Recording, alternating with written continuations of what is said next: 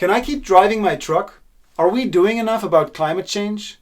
Is there something that we are missing? In this video, I will give you a simple map that lets you understand the conversation about climate change better. You will be able to locate what is being said and why, and we will take a look at what the options are we have in dealing with climate change. Hi, my name is Johannes, and today we'll look at climate change from an engineering perspective. Let's jump right in. Okay, let's draw a map. In the top, we have all the people that either say no, climate change does not exist, or that are totally unaware of it. Under the line, we have everybody who agrees that the climate on this planet is changing due to our impact. In the middle, we have the house of climate science. Around it, we have the houses of mitigation, adaptation, and geoengineering. On the left, we have the activists that call for much more immediate action, and on the right, we have the realists. Let's hear what the realists have to say. What are we going to do? You're going to stop having heat? You're going to stop having electricity? You're going to stop driving your cars? You're going to stop taking trains? It's like, you're going to stop using your iPhones? You're not going to do any of that. And no wonder. Okay. The role of the realists is to remind us of the reality of our situation. So that's a good thing. Now let's hear what the climate scientists have to say. So you have westerly winds in the subtropics, and then in the equator you have the trade winds, which are coming from the east and going to the west. Okay, that sounds good. When will climate change stop? Question mark, exclamation mark. Great question, and it has a very easy answer. When we end the fossil fuel industry and the animal agriculture industry. Hold on. Climate science tells us to end the animal agriculture industry? No, it does not. What's happening here is that the same person is talking in two different roles. While the first statement rests on the pillars of climate science, the second one does not. So far, we have not found an equation for the meaning of life. So science cannot tell us anything about whether climate change is good or is bad. Science tells the story of what is going on with the planet, but it has absolutely no opinion on whether sustaining life is better than a mass extinction event. This sounds like a pointless thing to say, because of course we want life. But since science cannot tell us whether climate change is good or is bad, it also cannot tell us that CO2 is bad. That's why this house of mitigation over here has to be treated separately from climate science. It is a response to the findings of climate science, and there is a choice involved in that. There's other responses that are possible, like adaptation and geoengineering, and in the end, our response will be a mix of all of these. So no matter where you are on this map, if you're below the line, we can agree that something is going on with our planet, and climate science is the storytelling of what is going on. If you're above the line, you can either join the conversation later, or you can bring your own story that better fits our observations. The scientific method means just that. We're always open to better stories. You just have to be able to explain all the data that's available.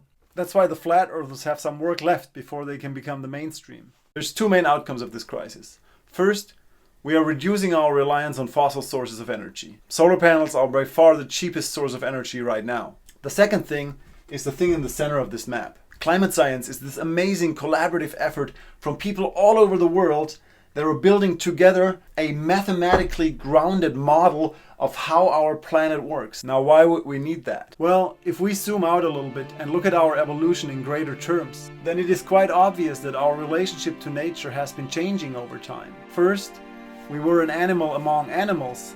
Then we became farmers and started changing the landscape around us.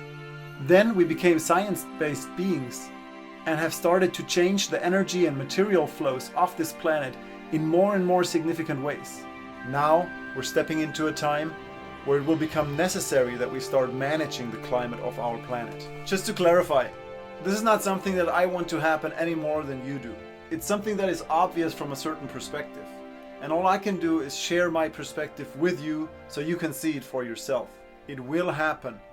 And the longer we wait, the more painful it will get. So first, let's see if we can actually be successful.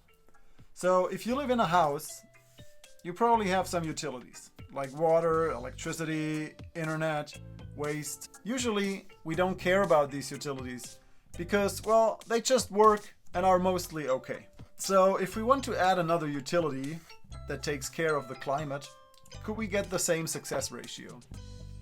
If we look at the average temperature of our planet, I think most people would agree that up here is too hot.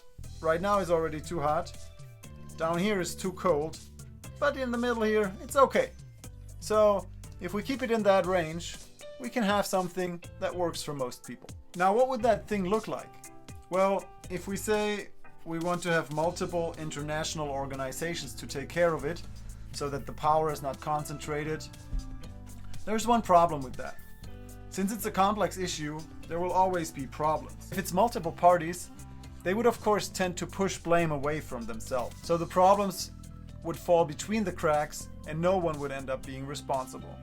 So from that reasoning, we can say that we need one thing, so that we have somebody to call and blame if the climate is bad. Now, this one thing would be like the temperature control at your house, just on a bigger scale. Your temperature control has three main parts. First, there's a thermometer that measures the temperature. Then there's a little computer that decides what to do. And then there's a heater and an air conditioner. So our one thing, we can call it our planetary utility, has the same three parts. The thermometer stands for climate measurements via spacecraft and weather stations all around the globe. The computer stands for the product of the House of Climate Science, the model of our climate. And then the heater and the air conditioner stand for climate management, the technologies that we have to develop in order to adjust the climate of our planet. Now, the first two of these are already happening, so let's look at the third one. Climate change consists of two main issues: global warming and ocean acidification. Global warming leads to the ice melting, and that in turn leads to sea level rise. And then there's ocean temperature rise, which also contributes to sea level rise, and it leads to coral reef bleaching. And there's a whole lot of other things happening because of global warming. On the other side, ocean acidification is also a serious problem. It threatens small creatures of the ocean that are the basis for the food chain. Let's split these two issues up. When doing so, we need to look at how they affect each other to not make any mistakes when treating them separately. There seems to be a slight temperature influence on how fast and how much the ocean acidifies, but we can neglect that for now. Ocean acidification is bad, but warming is already past an acceptable level of change. So let's tackle this first. The planet is too warm, so what do we need to do? We need to reduce the temperature. How can we reduce the temperature? So we can either remove the greenhouse gases that caused the warming in the first place. We can reduce the incoming radiation from the sun, like a sun shield or an umbrella. And we can look for ways to increase the outgoing radiation. When removing greenhouse gases, we can look at removing CO2 or removing methane. When we want to reduce incoming radiation, there is stratospheric aerosol injection, marine cloud brightening, and space mirrors, and a lot of other options. If we want to increase outgoing radiation, there is things like cirrus cloud thinning and other ideas. We will look at these options in detail in another video. For now, it's just important to note that our efforts are almost exclusively up in this category. And while this might be the safest category because it seems to address the root cause of the problem, it may not be the quickest and most effective response. In the scientific literature, you can find reasons against all these other options. And the interesting thing about these arguments is that they all rest on a single assumption. And that assumption is that it was a bad idea to get the oil out of the ground and use it. And while it might seem obvious in the face of global catastrophe to think that, it is an assumption and we cannot know.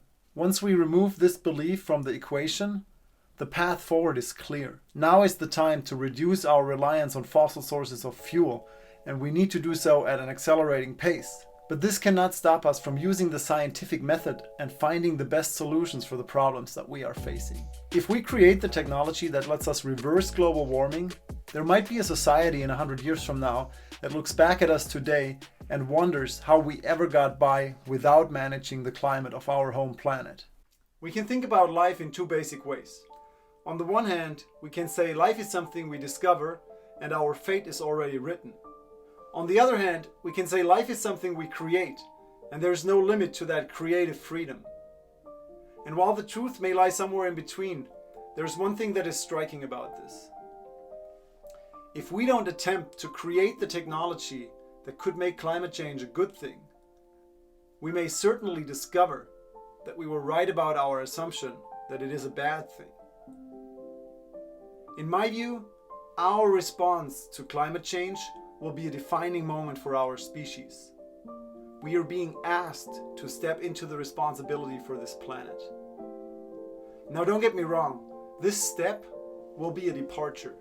We can maybe compare it to the kind of departure when you decide to have a child. You leave one realm of being, of just being responsible for yourself, and you enter another one of being responsible for another human being. And while being challenging at times, it is among the most magical experiences that a human life can offer. We are being asked to step into the responsibility for this planet, and trying to go back to being children to Mother Nature is not going to cut it. On the day that I started this video project, I had a fortune cookie and there were 2 messages in there.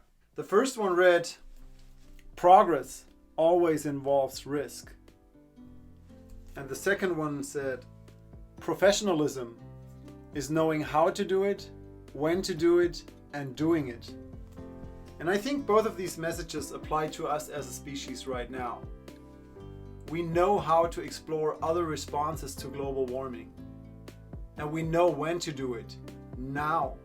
So the third part is just as important, doing it.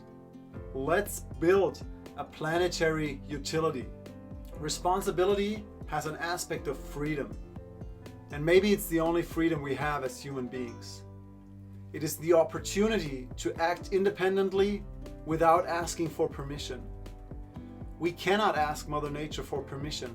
We are being asked to take care of her. Now, thank you for watching this video.